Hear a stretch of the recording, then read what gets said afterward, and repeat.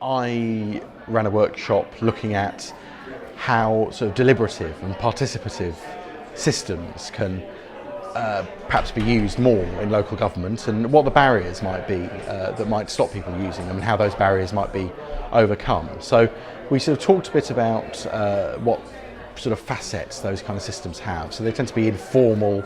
It's all based around sort of dialogue and that sort of informal discussion. It's about visibility of decision makers and accessibility of people like councillors and council officers and that kind of thing.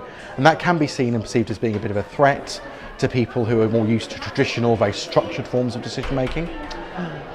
So we sort of talked about three groups of people who we think we'd need to convince to try different ways of working, and the kind of arguments that we'd deploy to convince them this is a sensible way of doing things in the future. Probably three groups are council officers who've traditionally been resistant to trying different approaches to sort of working jointly with local people to develop decisions.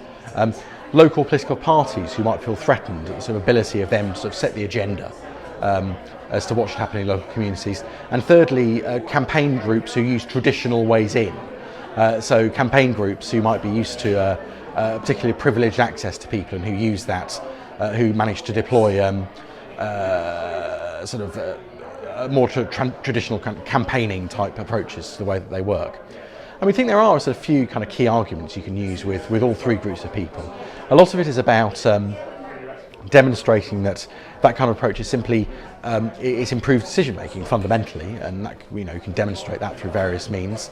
It's I think there's also the argument that it's for sort of political parties, it sort of makes councillors more visible and more directly accountable, makes it clearer what you're doing for and with local communities.